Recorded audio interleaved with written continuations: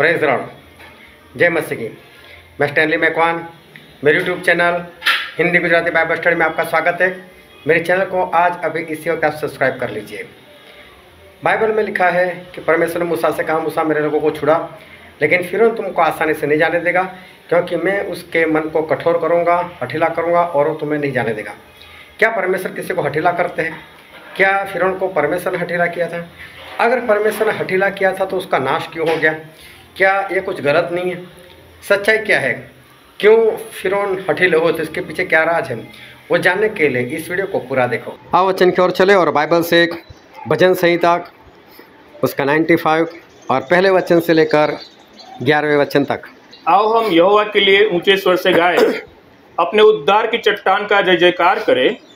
हम धन्यवाद करते हुए उसके सम्मुख आए और भजन गाते हुए उसका जय जयकार करें, क्योंकि यहोवा महान ईश्वर है और सब देवताओं के ऊपर महान राजा है। पृथ्वी के गहरे स्थान उसी के हाथ में है और पहाड़ों की चोटियां भी उसी की है। समुद्र उसी का है और उसी ने उसको बनाया और स्थल भी उसी के हाथ का रचा है। आओ हम झुककर दंडवत करें और अपने कर्ता यहोवा के सामने घुटने टेकें, क्योंकि वही हमारा परमेश्वर है और हम उसकी चराई की प्रजा और उसके हाथ की भेड़ें हैं। भला होता कि आज तुम उसकी बात सुनते। अपना अपना हृदय ऐसा कठोर मत करो जैसा मरीबा में व मस्सा के दिन जंगल में हुआ था, जब तुम्हारे पुरखाओं ने मुझे परखा। उन्होंने मुझको जांचा और मेरे काम को भी देखा। 40 वर्ष तक मैं उस पीढ़ी के लोगों से रूठा रहा और मैंने कहा, ये तो भरमाने वाले मन के हैं और इन्होंने मेरे मार्ग को नहीं पहचाना। इस कारण मैंने क्रोध में आकर शपथ खाई कि ये मेरे विश्राम स्थान में कभी प्रवेश न करने पाएंगे। परमेश्वर पिता का वचन हमारे बहुत ही आशीषित है और परमेश्वर पिता का वचन सच्चा है और बाइबल में लिखा है, यदि तू सच्चाई को जानेगा तो सच्चाई तुझे आज़ाद करेगी। बहुत ध्यान से आज एक बार फिर परमेश्वर के वचन को सुनना, समझना, ग्रहण करना और उसके अनुसार चलना, ताकि स्वर्ग राज के हम वारिस बन सकें। एक बात कही हुई है, फिर एक बार याद दिलाता हूँ कि एक बार एक इंसान जो था वो किसी तरह से समुद्र में गिर गया और समुद्र में वो डूब रहा था। और जब समुद्र में डूब रहा था तो उसने आसमान की ओर देखकर एक बार पूरी आस से और ज़ोरों से चिल्लाकर उसने कहा कि हे परमेश्वर, मुझे बचा लो, और मुझे बचा लो तो मैं आपको बिरयानी बनाकर खिलाऊंगा। और तभी एक बड़ी लहर आई और उसको ऐसा झटका लगा कि डायरेक्ट समुद्र से बाहर गिर गया। जैसे ही बाहर पड़ा उसको पता चल गया कि मैं बचाया गया और तुरंत बोला, कैसी बिरयानी बोली और तुरंत लहर आई दूसरी और वापस उसको अंदर खींच लिया। अरे बोले, नहीं परमेश्वर, मैं तो पूछना चाहता चिकन बिरयानी या मटन बिरयानी। बहुत ध्यान से परमेश्वर के वचन को समझते रहना। परमेश्वर के वचन को नहीं मानने वाले लोग वो दो तरह के होते हैं। एक तो वो जो परमेश्वर का वचन जानता ही नहीं और इसलिए मानता भी नहीं, क्योंकि उसको वचन पता ही नहीं है। दूसरा वो है जो जानता है और फिर भी नहीं मानता। Hallelujah, hallelujah. हाँ, ध्यान से समझना, यहाँ सब नहीं जानने वाला तो कोई है ही नहीं। हाँ, तो दूसरे लोग ऐसे हैं जो जानकर भी परमेश्वर के वचन को वो नहीं मानता। जानकर भी नहीं मानता, इसका मतलब ये नहीं है कि उसको विश्वास नहीं है। विश्वास उसको पूरा है। बाइबल में जो लिखा है वही सच है, उसको पूरा विश्वास है, यही परमेश्वर है। वो सब कुछ मानता है, पूरा विश्वास जो है वो करता है कि परमेश्वर के ही वचन है, पर उसे ऐसा लगता है कि जैसे कुछ नहीं होगा। एक भ्रम में है वो और उसे ऐसा लगता है कुछ नहीं होता, चलता है, चलने दो, जैसा चलता है वैसे चलने दो। पर उसे यह भी पता है कि वचन नहीं मानते तो परमेश्वर का दंड आता है। उसे मालूम है, उसे भी मालूम है कि जब वचन नहीं मानते तो परमेश्वर की ओर से विपत्ति जो है वो आती है। लेकिन फिर भी मालूम नहीं, उसका घमंड या उसका ईगो वो आगे आ जाता है और इंसान वो मानता नहीं है। अगर उसको कोई बताए तो उसको ऐसा लगता है तू कौन है बताने वाला, मतलब मैं तो जानता हूँ तुम उसे बताने वाला कौन है? और कई बार तो ऐसा लगता है मैं तेरे से पुराना विश्वासी, मैं सब कुछ जानता हूँ, तू कौन है? और वो वचन को जानने के बाद भी वो नहीं मानता, और नहीं मानने के कारण जब विपत्ति आती है, ध्यान से समझते रहना, जब उसके ऊपर विपत्ति आ जाती है तब उसको याद आ जाता है कि ये विपत्ति आई क्यों। चाहे बीमारी हो, चाहे पैसों की समस्या आ जाए, चाहे और कुछ भी हो जाए, जो भी हो जाए, लेकिन उसको पता चल जाता है कि मेरे नहीं मानने के कारण ये विपत्ति मुझ पर आई है। और मालूम है, तब वो अचानक नम्र हो जाता है, पूरी तरह से वो नम्र हो जाता है, परमेश्वर के दास के आगे भी झुक जाता है, परमेश्वर के आगे भी झुक जाता है, और छोटे बड़े विश्वासी जो लोग होते हैं उनके आगे भी झुक जाता है, वो बिंदास से झुक जाता है और बोलता है सभी लोग मेरे लिए प्रार्थना करना, मेरे लिए प्रार्थना करना, मेरे पाप क्षमा हो जाए, मेरे लिए प्रार्थना करना, मेरे से जो भी गलती हो गई है वो सारी गलती परमेश्वर जो है वो मुझे माफ़ करे, और मेरे ऊपर जो भी बीमारी आई है वो मेरी सारी बीमारी चली भी जाए। और परमेश्वर सभी विश्वासी लोगों की सुनते हैं, उसकी भी सुनते हैं, परमेश्वर के दास की भी सुनते हैं, और परमेश्वर क्या करते हैं, उसको विपत्ति से आज़ाद कर देते। उसकी जो भी बीमारी होती है वो बीमारी चली जाती है, और जैसे ही बीमारी चली जाती है, जैसे उसके जीवन से वो विपत्ति चली जाती है, और मालूम है वापस वैसा का वैसा, वापस जैसा जीवन था वैसा ही जीवन वो जीना शुरू कर देता है। उसको कैसा लगता है, नहीं अरे तो आ गई होगी बीमारी, ये मैंने जो गुनाह किया था उसके लिए नहीं होगा, नहीं तो इतनी जल्दी चली नहीं जाती, हो गया होगा, कुछ खाने पीने में आ गया होगा, बाहर घूमने से कुछ आ गया होगा, नहीं नहीं इसमें परमेश्वर वाली बात कोई नहीं, हो गया होगा, होने के कारण कुछ हो गया होगा। इसलिए एक भाई साहब थे और उनको बीड़ी पीने की आदत थी। हमारी कई बार चर्चा होती थी, कई बार मैं उनको समझाता था, बोलते भी थे हाँ स्टैनली भाई ये बीमारी ये बीड़ी जो है मुझे छोड़नी चाहिए, बीड़ी मुझे छोड़नी चाहिए। कई बार प्रार्थना करवाते थे, बंद भी कर देते थे, फिर वापस पकड़ लेते थे, बस ऐसे ही चलता रहता था। एक बार तो बीमार हो गए, बीमारी थोड़ी लंबी चली, डर गए, कुछ रिपोर्ट निकालने को बोला और डर गए, बोले बीड़ी पीता हूँ, मालूम नहीं कैसे कैसे रिपोर्ट आएंगे, मेरा क्या होगा। नम्र बन गए, प्रार्थना करो अब नहीं पीऊँगा, परमेश्वर से भी विनती, परमेश्वर अब बीड़ी नहीं पीऊँगा, मुझे माफ़ कर दो, मुझे चंगाई दे दो, ये वो लोगों को प्रार्थना विनती दी। और मालूम है बीड़ी छोड़ भी दी, और फिर क्या हुआ, सही में परमेश्वर ने सुन लिया, सही में परमेश्वर ने सुन लिया, उनकी बीमारी चली गई, उनकी बीमारी चली गई। उसके बाद में एक बार फिर मिला तो घर के बाहर जाकर फिर बीड़ी पीने लगे, मेरे सामने नहीं पी, लेकिन मैं उनके घर के बाहर आंगन में बैठा था, सामने दरवाज़ा था, दरवाजे के पास में कोट बना हुआ था, वो कोट के पीछे चले, वो मुझे नहीं दिखाई देते, लेकिन जब बीड़ी पीने धुआं तो ऊपर जाएगा। मैंने बोला यहाँ से धुआं कैसे ऊपर आया, मैं समझ गया वो भाई साहब वहाँ पर छुप कर बीड़ी पी रहे। मतलब कोई बात नहीं, ख़त्म होगी तो आएंगे अंदर, जिससे ख़त्म हो गया अंदर आए। मैं बोला आप तो नहीं दिखाई दे रहे थे, लेकिन धुआं आपसे ऊपर उठ रहा था, तो पता तो चल गया। तो मालूम है इंसान ऐसा करता है, हो सकता है आप बीड़ी नहीं पी रहे तो कोई बात नहीं, आप बीड़ी की जगह पर लड़ाई झगड़ा रख सकते हो सकता है ये काम आपके अंदर हो सकता है क्रोध हो आपके अंदर, हो सकता है फेसबुक, व्हाट्सएप और यूट्यूब बस वो रील आती जाती रहती है और उंगली चलती जाती रहती है, पता चलता है मना किया है ये नहीं देखना चाहिए, और फिर भी रील शॉर्ट्स जाता रहता है ऊपर, घंटा निकल जाता है। एक इंसान था, वो ट्रेन में सफ़र कर रहा था, जैसे स्टेशन आता था उतर जाता था और भागता था, और भागकर वापस आकर बैठ जाता था ऐसा करके। तो सामने वाले से रहा नहीं गया, 3-4 स्टेशन चले, बोले भाई साहब करते क्या हो? मैं टिकट लेने के लिए जाता हूँ और टिकट लेकर वापस बैठ जाता हूँ। तो टिकट लेकर नहीं बैठ, नहीं बोला अगले स्टेशन की टिकट लेता हूँ। बोला अगले स्टेशन की कहाँ, क्यों लेते हो? जहाँ जाना है वहाँ की टिकट ले लो। वो बोला नहीं, डॉक्टर ने मुझे मना किया लंबा सफ़र करने से। ये हर स्टेशन पर सफ़र बढ़ा रहा है, उसको ऐसा मैं लंबा सफ़र नहीं कर रहा हूँ। ये अपने आप को धोखा देने वाली बात।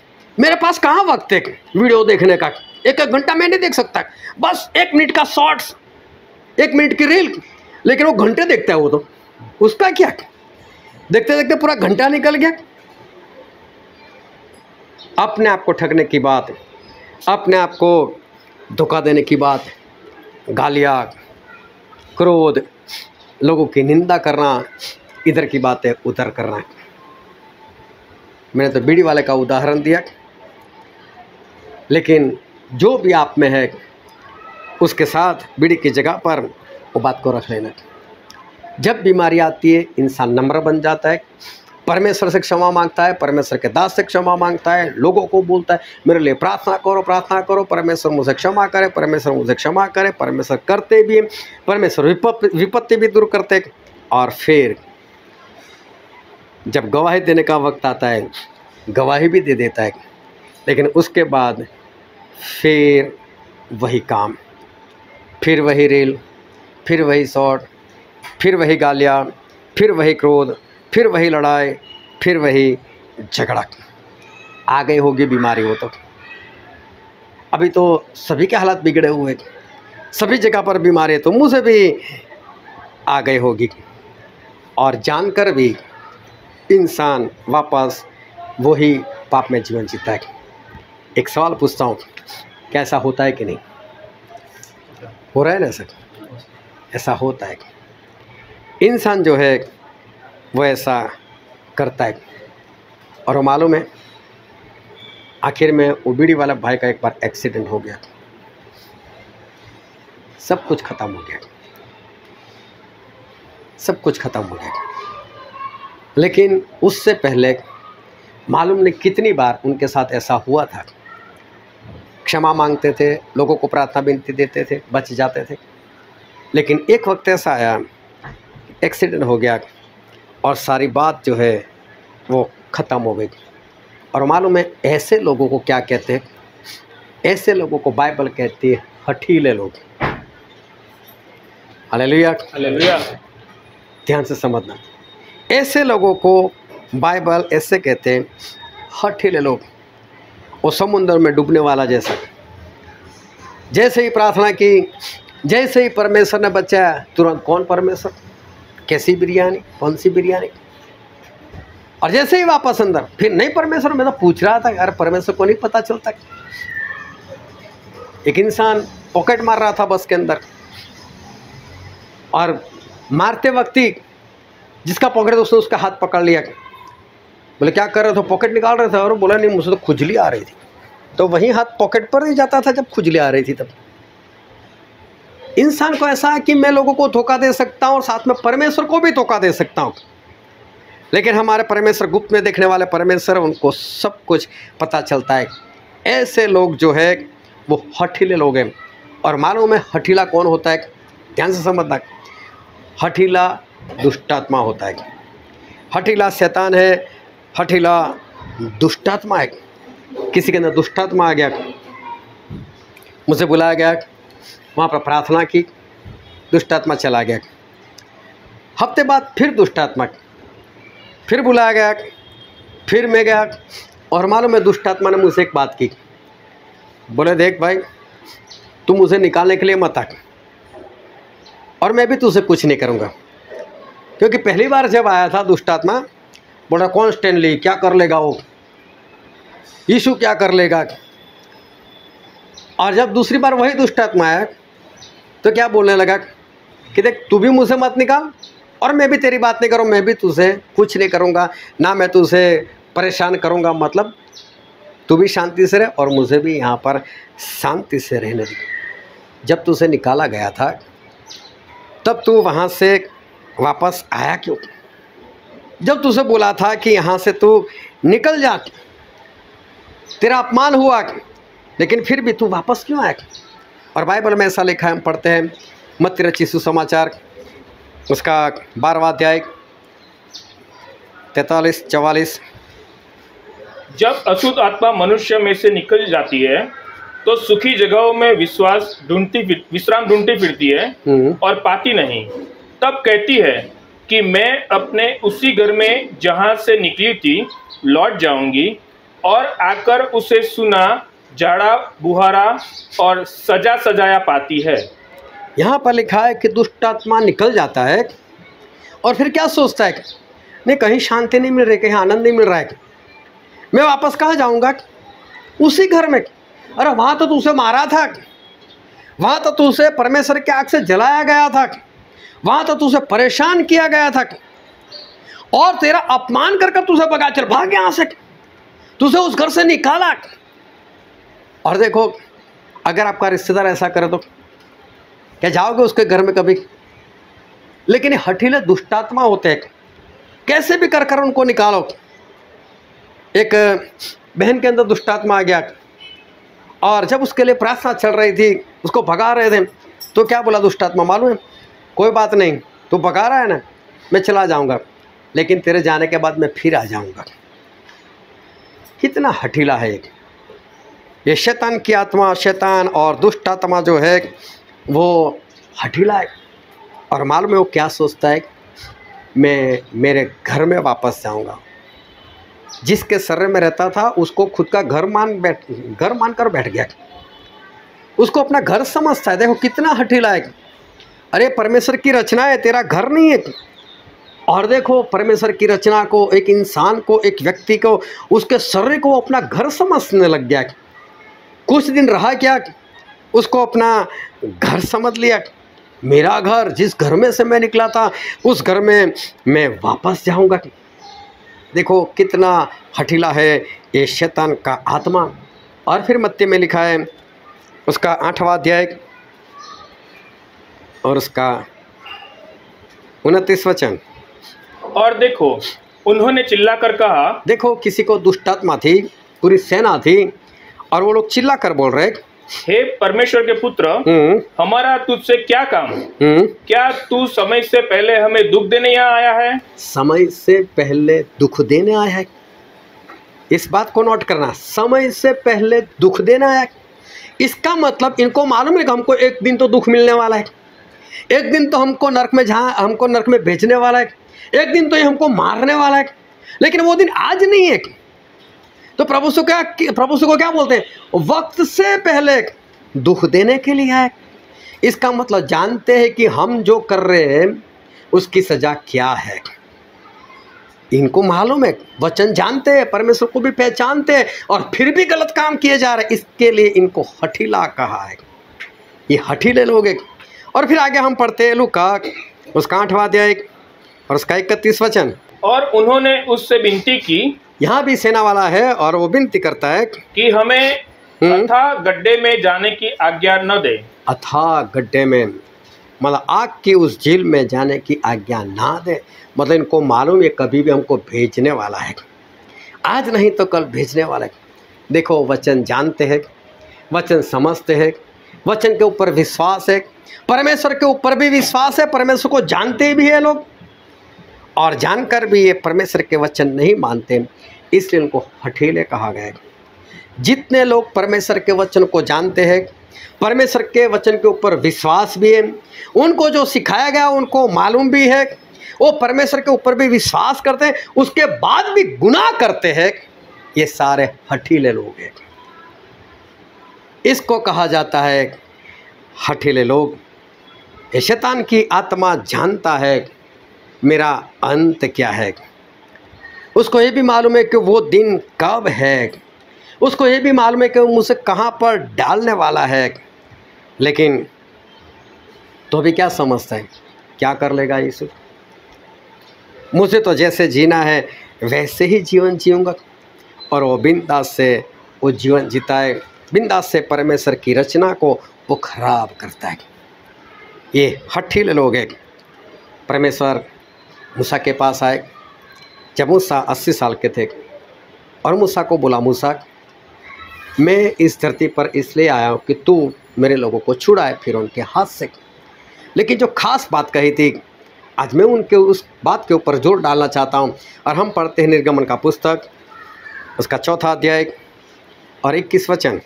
और यहोवा ने मूसा से कहा, जब तू मिस्र में पहुंचे तब सावधान हो जाना और जो चमत्कार मैंने तेरे वश में किए हैं उन सबों को फिरौन को दिखलाना, परंतु मैं उसके मन को हठीला करूंगा। देखो बहुत ध्यान समझना, परमेश्वर मूसा से बात कर रहे हैं और बात करते करते ऐसे कह रहे हैं कि मैं उसका मन हठीला करूंगा और वह मेरी प्रजा को जाने न देगा। और वह मेरी प्रजा को जाने न देगा।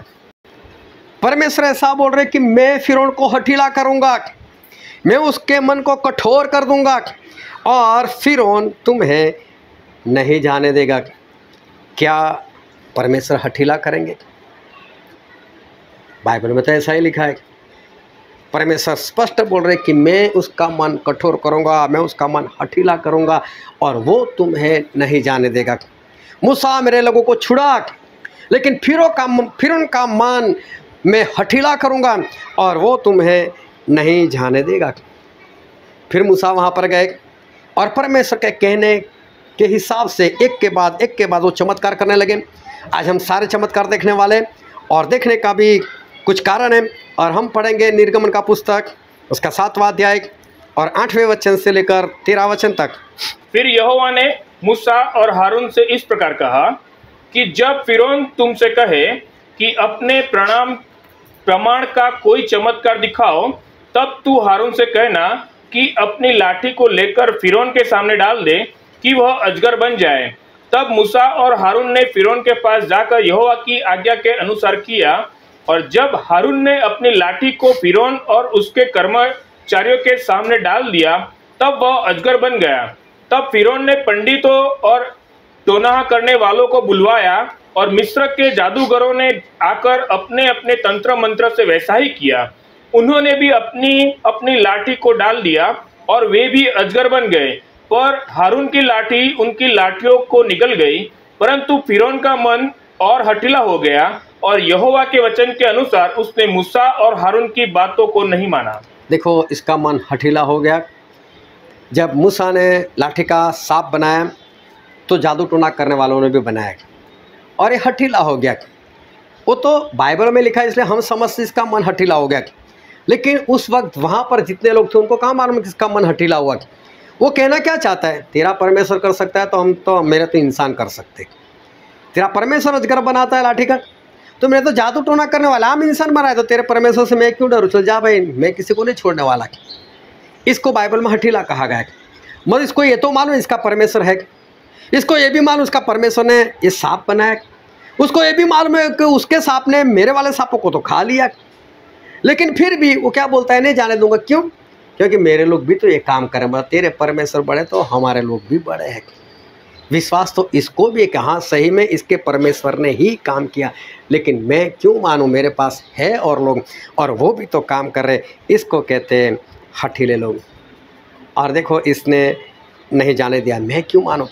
फिर आगे पढ़ते निर्गमन का पुस्तक उसका 7वां अध्याय और 20 से लेकर 22 वचन। तब मूसा और हारून ने यहोवा की आज्ञा ही के अनुसार किया, अर्थात उसने लाठी को उठाकर फिरौन और उसके कर्मचारियों के देखते नील नदी के जल पर मारा और नदी का सब जल लहू बन गया और नील नदी में जो मछलियां थी वे मर गई और नदी से दुर्गंध आने लगी और मिस्री लोग नदी का पानी न पी सके और सारे मिस्र देश में लहू हो गया।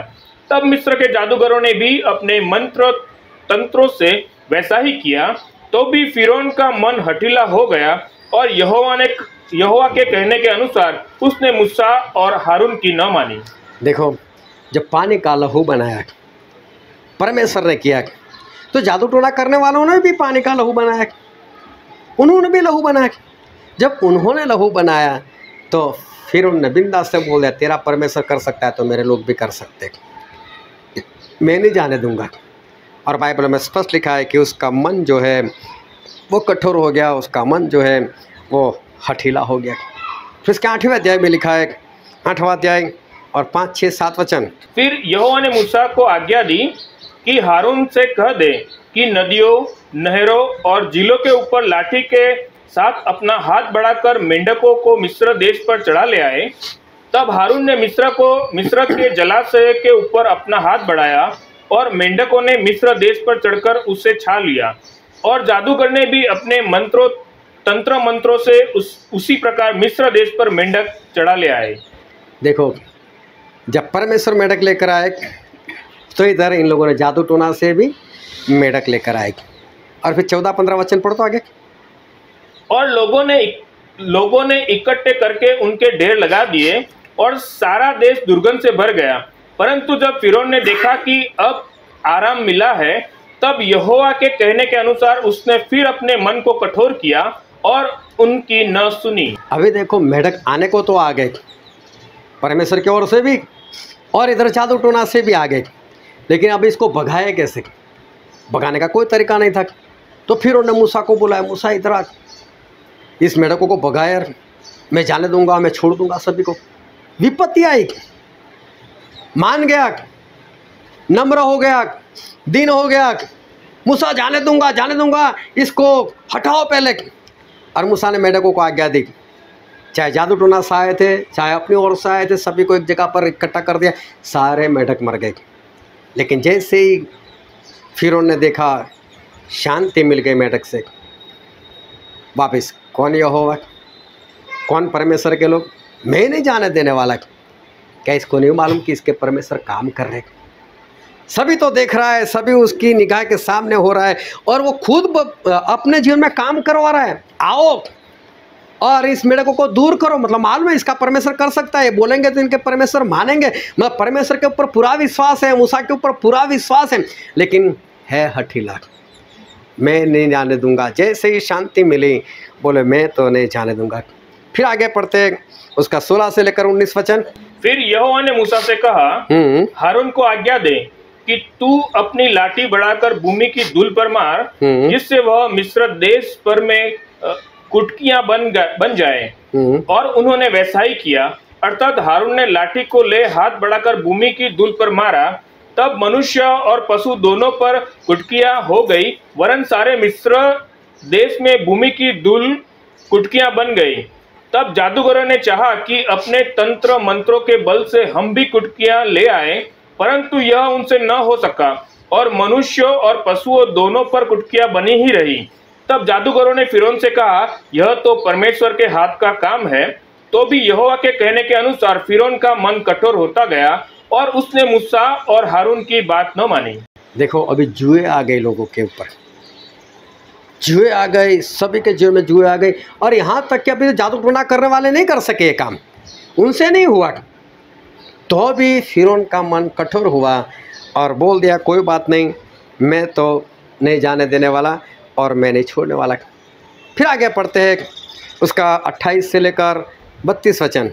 फिरौन ने कहा, मैं तुमको जंगल में जाने दूंगा कि तुम अपने परमेश्वर यहोवा के लिए जंगल में बलिदान करो, केवल बहुत दूर न जाना और मेरे लिए विनती करो। तब मूसा ने कहा, सुन, मैं तेरे पास से बाहर जाकर यहोवा से विनती करूंगा कि डांसों के झुंडे तेरे और तेरे कर्मचारियों और प्रजा के पास से कहीं ही दूर हो। पर फिरौन आगे को कपट करके हमें यहोवा के लिए बलिदान करने को जाने देने के लिए नाही न करे। सो मूसा ने फिरौन के पास से बाहर जाकर यहोवा से विनती की, और यहोवा ने मूसा के कहे के अनुसार डांसों और झुंडों को फिरौन और उसके कर्मचारियों और उसकी प्रजा से दूर किया, यहाँ तक कि एक भी न रहा।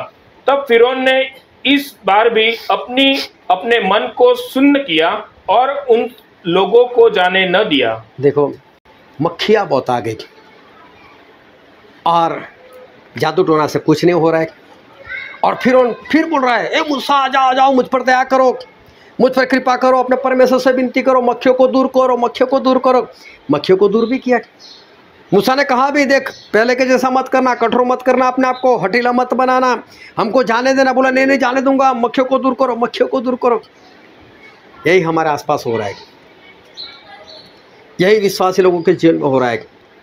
और फिर उन्होंने बुलाया, मूसा ने प्रार्थना की, परमेश्वर ने मक्खियों को हटाया, वापस इसका मन कठोर, मैं नहीं जाने देने वाला। कौन यहोवा, कौन इज़राइल, मैं नहीं जाने दूंगा। फिर आगे पढ़ते उसका 9वां अध्याय, उसका 6 और 7 वचन। दूसरे दिन यहोवा ने ऐसा ही किया, और मिस्र के तो सब पशु मर गए, परंतु इज़राइलियों का एक भी पशु न मरा। और फिरौन ने लोगों को भेजा, पर इज़राइलियों के पशुओं में से एक भी नहीं मरा था। तो भी फिरौन का मन सुन्न हो गया, और उसने उन लोगों को जाने न दिया। देखो एक बार फिर पशुओं के ऊपर मरी आ गई, बहुत सारे पशु मर गए, इज़राइल में एक भी पशु नहीं मरे। इससे खोजबीन की, देखो इज़राइल लोगों का क्या हाल है, बोले वहाँ तो कोई नहीं मर रहा है। तो पता चलेगा ना इनके परमेश्वर ही सब कर रहे हैं।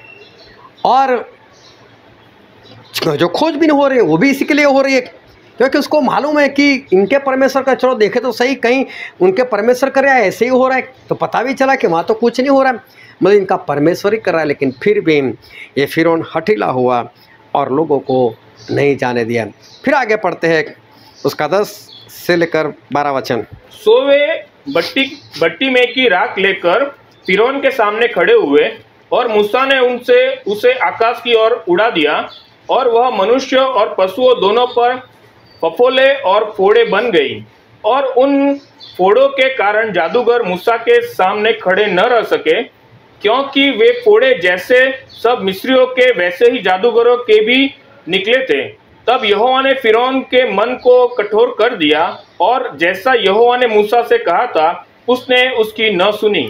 देखो अब लोगों को फोड़े आए, यहाँ तक कि जो जादू टोना करने वाले थे उनको भी फोड़े आ गए। और देखो वो लोग मूसा के सामने खड़े नहीं रह सके। फिरौन ने देखा अभी तो हमारा कोई वश नहीं चल रहा है, कुछ भी काम नहीं हो रहा है, फिर भी वो कठोर हो गया। और यहाँ पर तो स्पष्ट लिखा है कि परमेश्वर ने उसको कठोर किया। एक बार फिर पढ़ने को मिला कि परमेश्वर ने उसको कठोर किया और उसने मना कर दिया कि मैं लोगों को नहीं जाने दूंगा। और आगे पढ़ते उसका 9वां अध्याय, निर्गमन का पुस्तक 9वां अध्याय और 24 और 25 वचन। जो ओले गिरते थे उनके साथ आग भी मिली हुई थी, और वे ओले इतने भारी थे कि जब से मिस्र देश बसा था तब से मिस्र भर में ऐसे ओले कभी न गिरे थे। इसलिए मिस्र भर के खेतों में क्या मनुष्य क्या पशु जितने थे सब ओलों से मारे गए, और ओलों से खेत की सारी उपज नष्ट हो गई, और मैदान के सब वृक्ष टूट गए। अभी देखो ओले गिरे, और इस बार तो कुछ इंसान लोग भी मर गए। अभी तक कोई नहीं मरा था, लेकिन ओले के कारण तो कुछ लोग मर भी गए।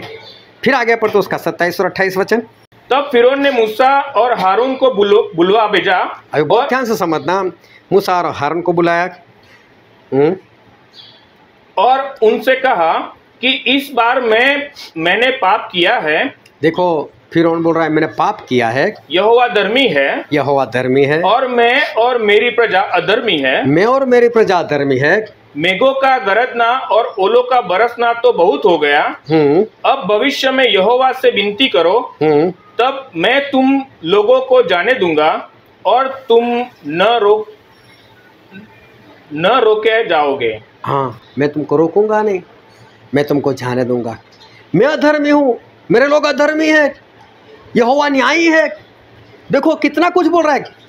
यही सब हो रहा है विश्वासी लोगों में। जब उनके ऊपर विपत्ति आती है, मान जाते हैं, झुक जाते हैं, लोगों को बोलते हैं मेरे लिए प्रार्थना करो, खुद भी प्रार्थना करते, खुद भी झुक जाते, उनमें नम्रता आ जाते, वो दिन बन जाते हैं, प्रार्थना करते हैं, और परमेश्वर उनकी सुनते हैं, लोगों की सुनते हैं और उनको आज़ाद कर देते हैं। और जैसे ही आज़ाद होते हैं ये वापस वही पुराने रास्ता, वही पुराने पाप, वही जीवन, वही उनका जीवन वो एक बार फिर से वो शुरू कर देते हैं। और पढ़ो तो आगे उसका 35वां वचन। और फिरौन का मन हठीला होता गया, और उसने इजरायलियों को जाने न दिया। देखो जैसे ओले बरसना बंद हो गया और इसका मन फिर हठीला हो गया, और फिरौन ने इनको नहीं जाने दिया। फिर आगे पढ़ते हैं उसका 10वां अध्याय, निर्गमन का पुस्तक 10वां अध्याय 7 वचन। तब फिरौन के कर्मचारी उससे कहने लगे कि वह जन कब तक हमारे लिए फंदा बना रहेगा? उन मनुष्यों को जाने दे कि वे अपने परमेश्वर यहोवा की उपासना करें, क्या तू अब तक नहीं जानता कि सारा मिस्र नाश हो गया है? देखो लोगों ने भी फिरौन को समझाया, उसके लोग समझा रहे हैं और उसका परमेश्वर भयानक है। तुझे पता नहीं चल रहा है कि मिस्र जो है खत्म होने को आया है, कितना खत्म होगा, जाने दो उनको, जाने दो, उनके परमेश्वर की सेवा करने दो, लोगों ने कहा उस फिरौन से। और आगे हम पढ़ते हैं उसका 10 और 11 वचन। उसने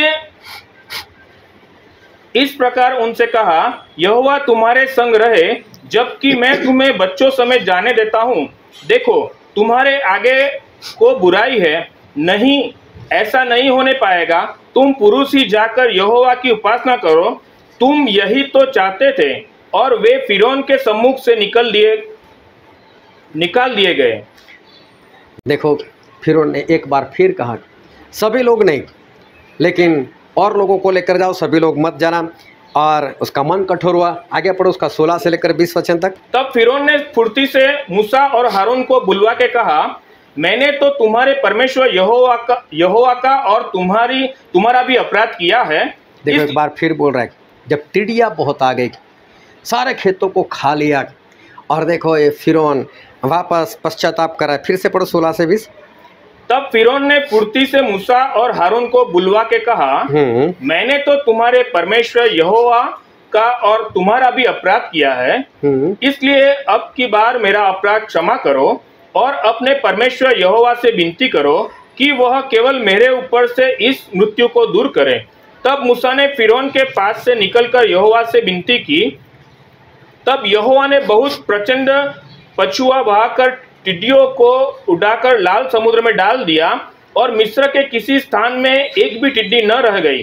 तो भी यहोवा ने फिरौन के मन को कठोर कर दिया, जिससे उसने इस्राएलियों को जाने न दिया।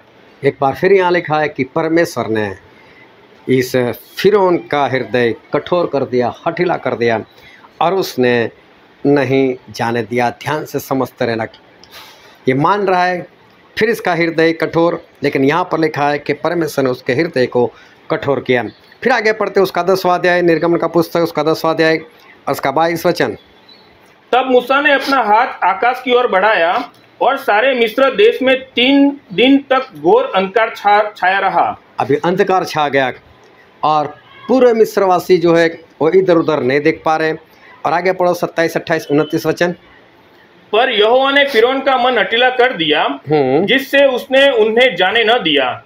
तब फिरौन ने उससे कहा, मेरे सामने से चला जा और सचेत रह, मुझे अपना मुंह फिर न दिखाना, क्योंकि जिस दिन तू मुझे मुंह दिखाएगा उसी दिन तू मारा जाएगा। मूसा ने कहा कि तूने ठीक कहा है, मैं तेरे मुंह को फिर कभी न देखूंगा। देखो अभी तो फिरौन ने धमकी दे दी। मूसा अब बार बार आता है ना, अब आना भी नहीं बोलेगा, और अभी आएगा तो तू मार दिया जाएगा, मैं तुझे ख़त्म कर दूंगा। देखो कितनी बार इसने परमेश्वर का अनुभव किया, कितनी बार इससे पश्चाताप किया, लेकिन फिर अपने आप को कठोर, फिर अपने आप को कठोर। और अभी तो बोल दिया कि मूसा अब तू आएगा तो मैं तुझे ख़त्म कर दूंगा। और मूसा ने भी बोल दिया कि हाँ ये आखिरी बार है, अब मैं भी तेरे पास नहीं आने वाला। और देखो आगे क्या हुआ, हम पढ़ते हैं परमेश्वर ने फिर पहिलौठे जो थे उनका नाश कर दिया। और हम लेकिन उससे पहले एक बार फिर से हम कुछ वचन देखना चाहते हैं, जो है निर्गमन का पुस्तक उसका 7वां अध्याय और उसका 13 वचन पढ़ो तो। परंतु फिरौन का मन और हठीला हो गया। देखो फिरौन का मन हठीला हो गया, लेकिन 4 के 21 में हमने पढ़ा था कि परमेश्वर ने रास्ते में मूसा से क्या बात की थी कि मूसा मैं उसका मन हठीला करूँगा। अभी ध्यान से समझना कि परमेश्वर इसको हठीला करते थे या ये अपने आप हठीला होता था। बहुत लोग ये समझते हैं कि परमेश्वर ने फिरौन को कठोर कर दिया था, हठीला कर दिया था, इसलिए फिरौन नहीं मान रहा था। लेकिन आज बहुत ध्यान से समझना कि परमेश्वर का वचन सही में क्या कहना चाहता है। पढ़ो तो 7वां अध्याय और 13 वचन। परंतु फिरौन का मन और हठीला हो गया। फिरौन का मन और हठीला हो गया, और यहोवा के वचन के अनुसार, देखो और यहोवा के वचन के अनुसार उसने मूसा और हारून की बातों को नहीं माना। और मूसा और हारून की बातों को नहीं माना। मतलब परमेश्वर ने जो मूसा से बात की थी कि मूसा, मैं उसके मन को हठीला करूँगा और वो तुम्हारी नहीं सुनेगा, तो उसके पीछे जो परमेश्वर का कहने का इरादा था वो ये था कि मैं करूँगा ऐसा नहीं, लेकिन मूसा तू देख लेना, तू जाएगा और हारून जाएगा, मेरे कहो सारे चमत्कार करोगे, लेकिन वो हठीला है, वो अपने आप को कठोर करेगा मेरे कहने के अनुसार। उस उम्र के जैसे परमेश्वर के कहने के अनुसार, क्या बोला परमेश्वर ने कि परमेश्वर के कहने के अनुसार उसका मन कठोर हुआ। तो परमेश्वर ये कहना चाहते थे मूसा को, मैं नहीं, लेकिन उसका मन कठोर होगा, वो खुद करेगा। ये परमेश्वर का कहने का इरादा था। आगे पढ़ो तो उसका 22वां वचन। तब मिस्र के जादूगरों ने भी अपने तंत्रों मंत्रों से वैसा ही किया, तो भी फिरौन का मन हठीला हो गया और यहोवा के कहने के अनुसार उसने मूसा और हारून की न मानी। देखो, परमेश्वर के कहने के अनुसार, मतलब परमेश्वर का जो कहने का इरादा था कि मैं कठोर करूंगा, जैसा मूसा को बोला था, लेकिन उनके कहने का मतलब ये था वो खुद कठोर होगा और वो नहीं जाने देगा तुमको। फिर आगे पढ़ते 8वां अध्याय उसका 15वां वचन। परंतु जब फिरौन ने देखा कि अब आराम मिला है, तब यहोवा के कहने के अनुसार उसने फिर अपने मन को कठोर किया। देखो, यहोवा के कहने के अनुसार फिर क्या लिखा है? अपने मन को कठोर किया। अपने मन को कठोर किया, मतलब परमेश्वर कहने का मतलब ये था कि वो कठोर करेगा, मैं नहीं करूँगा। उनके कहने का मतलब ये था कि वो करेगा। परमेश्वर ने इसके मन को कठोर नहीं किया था, लेकिन परमेश्वर ने जो बोला था कि मैं कठोर करूँगा, उसका सही मतलब ये निकलता था कि वो कठोर करेगा और तुम्हें नहीं जाने देगा। फिर 19वां वचन पढ़ो तो।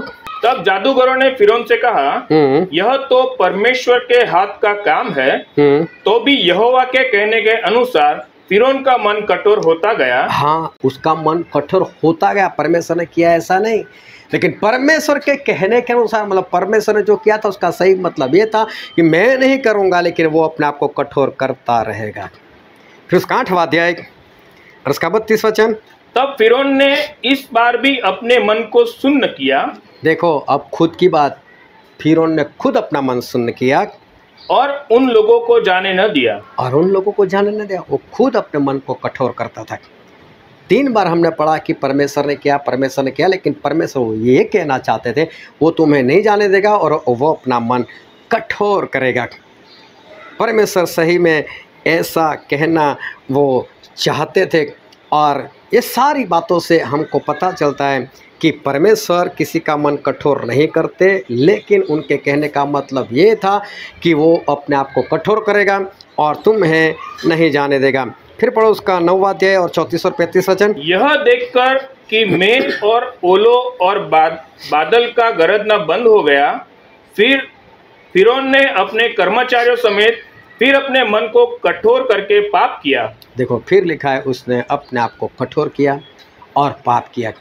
अगर परमेश्वर के कहने अनुसार परमेश्वर ने कठोर किया होता तो ऐसा नहीं लिखा जाता कि उसने पाप किया। वो खुद कठोर कर रहा है, और परमेश्वर ने जो कहा था कि मैं करूँगा, उसका सही मतलब यही था कि वो करेगा, मैं करूँगा ऐसा नहीं। तो परमेश्वर ये कहना चाहते थे कि मेरा नाम सुनने के बाद भी वो अपने आप को कठोर करेगा।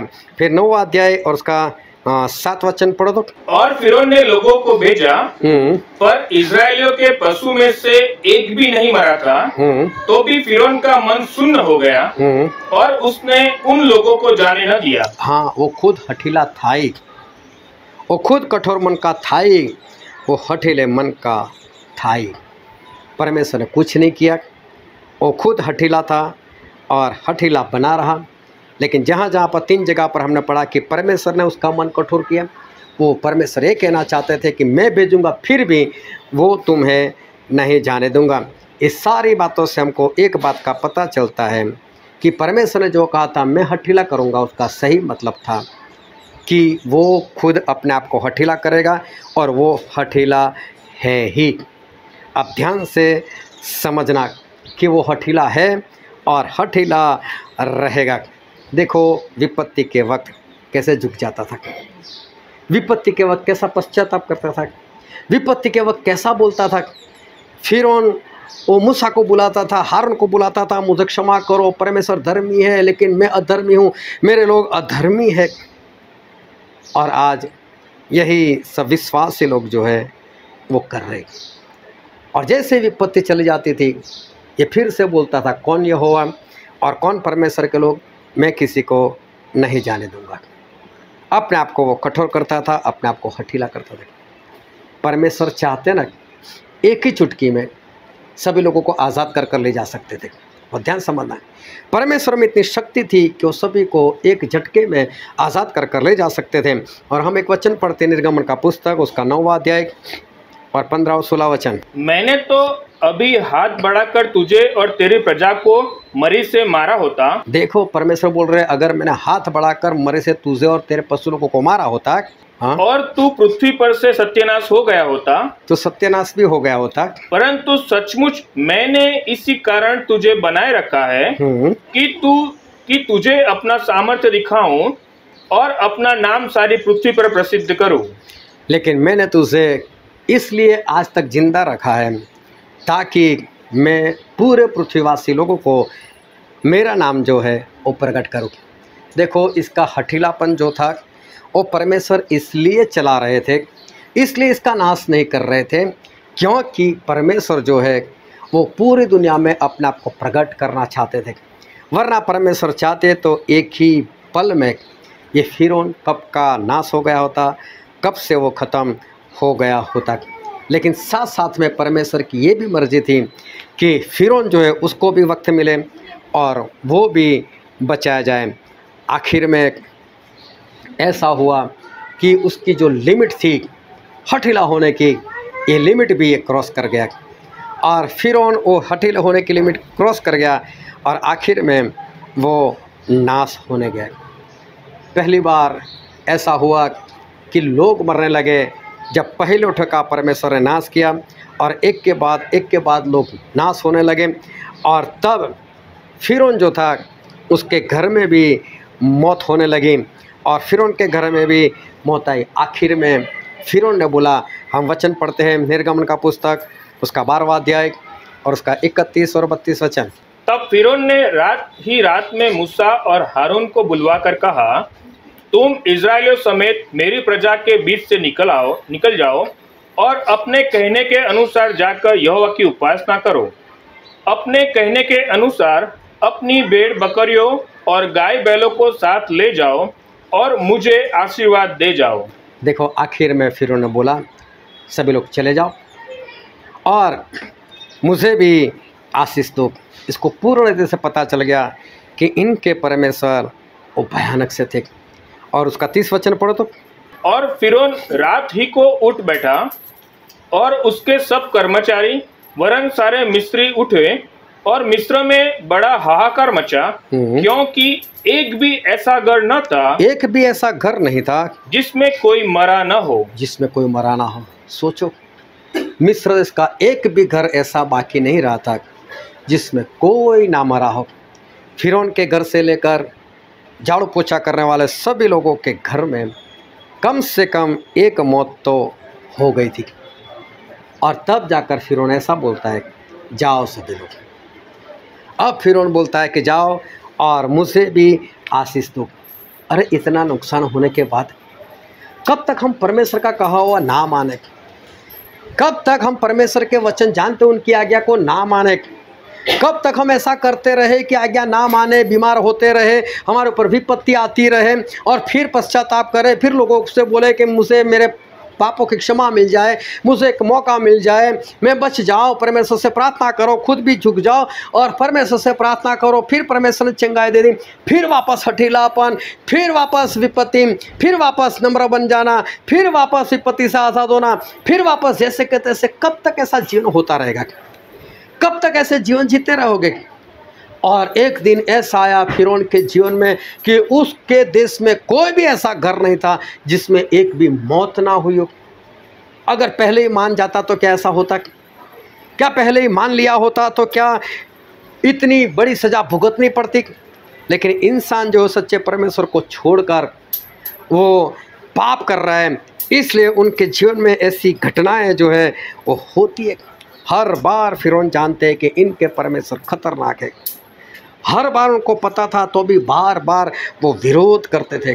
बार बार कहते थे हाँ मैं मानूंगा, हाँ मैं मानूंगा, लेकिन जैसे ही विपत्ति खत्म हो जाती थी फिरौन वापस जैसा का वैसा हो जाता था, वापस वो हठीला हो जाता है।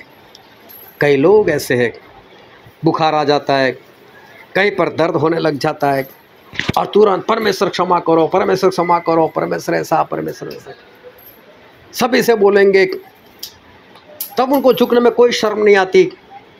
और जैसे ही बुखार चला गया, जैसे ही दर्द चला गया, जैसे ही बीमारी चली गई, जैसे ही हालत वापस सुधर गई, फिर वापस वही जीवन, वही पुराना जीवन, वही लड़ाई झगड़ा, वही गालियाँ, वही व्यसन, सब कुछ इंसान वापस वही करने लग जाता है।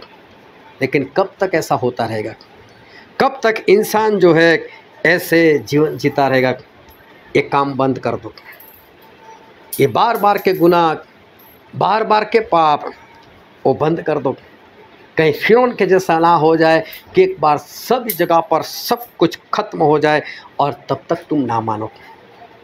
और तब मानो तो फ़ायदा क्या, जब आपके घर में कोई ना रहे, सब कोई मर जाए, आपके घर में नुकसान हो जाए, और तब जाकर आप परमेश्वर को मानो तो फ़ायदा क्या। अच्छा है कि आज ही अपने आप को सुधार लो। सभी लोग निकल गए, इज़राइल के लोग समुंदर के रास्ते चले गए और समुंदर के रास्ते पर रास्ता ख़त्म हो जाता था, वहीं पर सभी रुक गए। और वापस मालूम है इधर मिस्री लोग जो है वो वापस बात कर रहे। और हम पढ़ रहे निर्गमन का पुस्तक, उसका 14वां अध्याय और उसका 5 और 6 वचन। जब मिस्र के राजा को यह समाचार मिला कि वे लोग भाग गए, तब फिरौन ने उसके कर्मचारियों का मन उनके विरुद्ध पलट गया और वे कहने लगे, हमने यह क्या किया कि इजरायलियों को अपनी सेवकाई से छुटकारा देकर जाने दिया। तब उसने अपना रथ जुतवाया और अपनी सेना को संग लिया। देखो, सभी लोगों को जाने दिया था, एक बार फिर सारे लोग हठीले। घर में मौत हुई लेकिन अभी खुद तो जिंदा है, अभी भी नहीं सुधर रहे, और वापस बोलते चलो हम चलते, उनको वापस गुलाम बनाकर लेकर आते। अरे वो गुलाम थे इसलिए तो सब कुछ हुआ, उनके पास गुलामी करवाते तभी तो परमेश्वर ने ऐसा किया आप लोगों के साथ, अभी तो छोड़ो। लेकिन फिर वापस वो लोग हठीले हुए। और 26 और 27 वचन पढ़ो तो। फिर यहोवा ने मूसा से कहा, अपना हाथ समुद्र के ऊपर बढ़ा कि जल मिस्रियों और उनके रथों और सवारों पर फिर बहने लगे।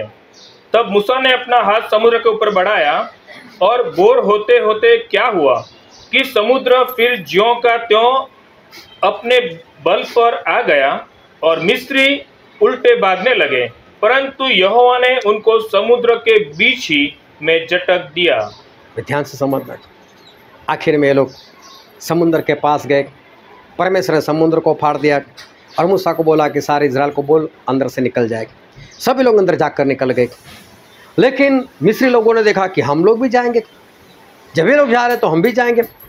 और फिरौन और उसकी सारी सेना, अब फिल्म पर मत जाना, फिल्म में फिरौन बाहर खड़ा हुआ दिखाई देता है 10 कमांडमेंट्स में, ऐसा नहीं था। फिरौन भी अंदर चला गया था, सभी पूरी सेना अंदर चली गई और अंदर चली गई। और सुबह जब वो लोग बाहर निकल गए तो परमेश्वर ने मूसा को बोला समुद्र जैसा था ना वैसा ही कर दे, और समुद्र वापस वैसा ही हो गया। और फिरौन के साथ पूरी सेना जो है मर गई। आपके हठीलेपन की कुछ लिमिट होती है, जिस दिन लिमिट क्रॉस कर गए ना उस दिन आपको कोई नहीं बचा सकता, मौत हो जाएगी। नरक तो है ही है, वो तो पहले से तय है, लेकिन जिस्मानी भी मौत हो जाएगी। जब तक परमेश्वर वक्त देते तब तक मान जाओ। बार बार प्रभु छोड़ना, बार बार पत्नी माता पिता से डरना, बार बार परमेश्वर को छोड़कर और किसी को पहला स्थान देना, बार बार लड़ाई झगड़ा करना, बार बार गालियाँ बोलना, बार बार क्रोध करना, ये सब कुछ बंद कर दो। चाहे आज तक वक्त मिला, लेकिन हो सकता है आपकी लिमिट खत्म हो गई हो और आने वाले दिनों में फिर पाप करो और अब मौत के सिवा कुछ भी ना बाकी रहो। फिर से याद दिला देता हूँ, अभी एक तो बाकी है जिसके हाथ पैर टूटने वाले, इसको याद रखना, कहीं वो आप ना हो। और इसलिए और ध्यान से समझना, ये उस दिन होगा जिस दिन आपको संगति में जाना था और उसी वक्त आप किसी और जगह पर जाने लग गए। आज और क्लियर करता हूँ, ध्यान में रखना। उस वक्त ये हाथ पैर टूटने वाला है। जब भी आएगी गवाही ऐसी आएगी, लेकिन मैं चाहता हूँ ऐसा ना हो। इसलिए इस बात को ध्यान में रखना। जब लिमिट क्रॉस हो जाएगी आप नहीं बचोगे, उस दिन नहीं बचने वाले, यहाँ पर भी नहीं और नरक से भी नहीं बचने वाले। इसलिए अपने आप को याद रखो, बचो। जो वचन आज हमने पढ़ा था भजन संहिता उसका 95, और हम पढ़ते उसका 8वें वचन से पढ़ दो। अपना अपना हृदय ऐसा कठोर मत करो जैसा मरीबा में व मस्सा के दिन जंगल में हुआ था। हाँ, क्या परमेश्वर कहते हैं? अपने मन को कठोर मत करो, हठीला मत बनाओ। सजा हो गई, नम्र हो गए, सजा चले गई, वापस हठीले, ऐसा मत करो। परमेश्वर कहते हैं अपने मन को कठोर मत करो। तुम्हारे बाप दादों ने किया था, लेकिन अब मत करो। परमेश्वर आज चेतावनी दे रहे कि जो हठीले होते, उसका मतलब ये नहीं कि वो लोग वचन को नहीं जानते, वो लोग ने बाइबल नहीं पढ़ा, वो लोग परमेश्वर को नहीं जानते, वो तो सारे निर्दोष है। उनको तो परमेश्वर मौका देंगे, वो तो बचाए जाएंगे। ये हमारे बीच में जो आए मालूम है कितने दूर से आए लोग, और वो लोग परमेश्वर को नहीं जानते, लेकिन फिर भी परमेश्वर से कुछ पाने के लिए बहुत दूर से सफ़र कर आए, बहुत दूर से सफ़र कर आए। कम से कम ये लोग 100 किलोमीटर दूर से ये लोग आ रहे। ध्यान से समझना, हम लोग तो परमेश्वर को जानते हैं, हम लोग तो परमेश्वर को पहचानते हैं, हम लोगों ने तो बाइबल पढ़ा है, और फिर भी वही हठीलापन। तो देखना आने वाले दिनों में कुछ गलत ना हो जाए, इससे अपने आप को बचाए रखना। बस आज से सारे गलती गुनाह पाप जो है वो उसको छोड़ दो, और परमेश्वर कहते हैं अपने मन को कठोर मत करो। आओ हम सभी अपनी आँखों को बंद करें, अपने मस्तकों को प्रभु के आगे झुकाए। जो राजाओं के राजा है, जो प्रभु के प्रभु है, सभी लोग अपनी आंखें बंद रखें, कोई इधर उधर ना देखे। मेरे प्रियो, ये वक्त है कि हम अपने आप को जांचें और हम अपने आप को परखें। क्या फिरौन के अंदर जो हठीलेपन की आत्मा काम कर रही है, क्या आज वो मेरे अंदर तो नहीं? क्या मेरे साथ बार बार ऐसा नहीं हुआ कि मैंने भी परमेश्वर को जाना, उनके वचनों को जाना, फिर भी नहीं माना? मेरे ऊपर विपत्ति आई, मेरे ऊपर बीमारी आई, फिर मैं नम्र हो गया, फिर मैंने प्रार्थना की, मैंने लोगों से प्रार्थना करवाई, परमेश्वर ने प्रार्थना सुनी, सब कुछ अच्छा हो गया, और फिर मैं वापस वही रास्ते पर तो नहीं चला गया? क्या मेरे साथ ऐसा बार बार नहीं हो? मैंने ऐसा बार बार नहीं किया? अगर आपका आत्मा, आपका हृदय ये बोल रहा है कि आपने ऐसा किया है, तो मेरे प्रिय ध्यान से समझना, ये फिरौन के हठीलेपन की आत्मा काम कर रही है, ये शैतान की आत्मा काम कर रही है। उससे आज़ाद हो जाओ, उससे छुटकारा पालो।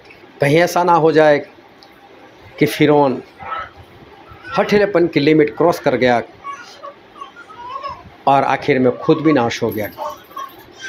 कहीं ऐसा ना हो जाए। इससे पहले अपने आप को बचा लो।